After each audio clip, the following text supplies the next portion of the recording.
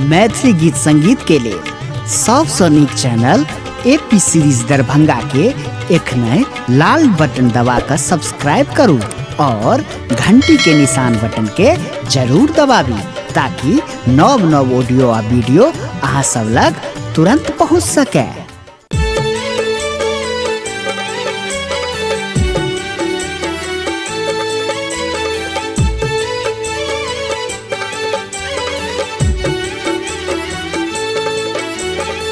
एखन अपने सब सुन रहल छी एपी प्रोडक्शन।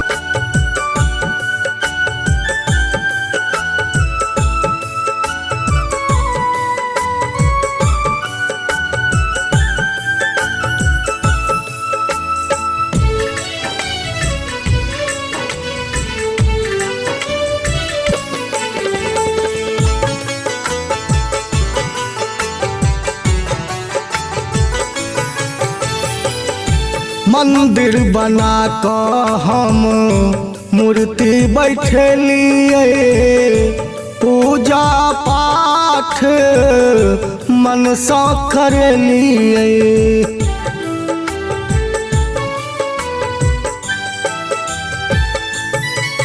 हाँ मंदिर बना कर हम मूर्ति बैठलिए, पूजा पाठ मन सा करलिए। हे ब्रह्मानी हंस वाहिनी सेवक पर ध्यान देबैये, मैया शारदा बीना बजाबतिए बे। मैया शारदा बीना बजाबते बे।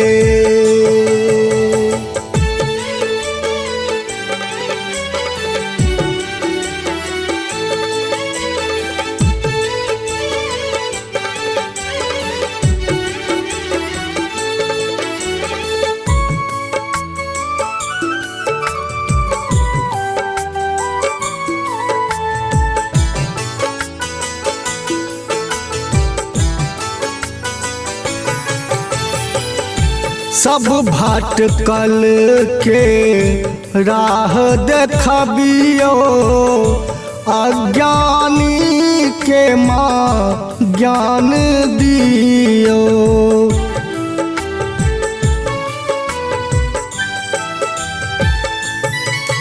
हाँ सब भटकल के राह देखबियो, अज्ञानी के ज्ञान मदियो। सबटा दुखरा दूर भजेतै, विद्या फल जापे बैये, मैया शारदा बीना बजाबते बे। मैया शारदा बीना बजाबते बे।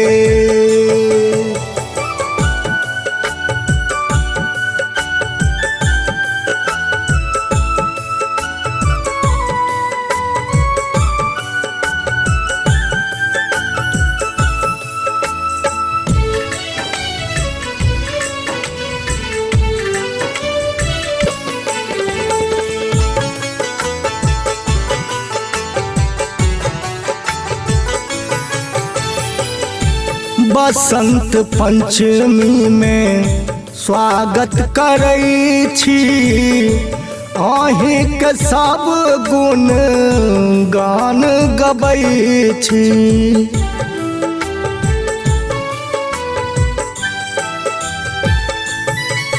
हाँ बसंत पंचमी में स्वागत करै छी, अहीं के।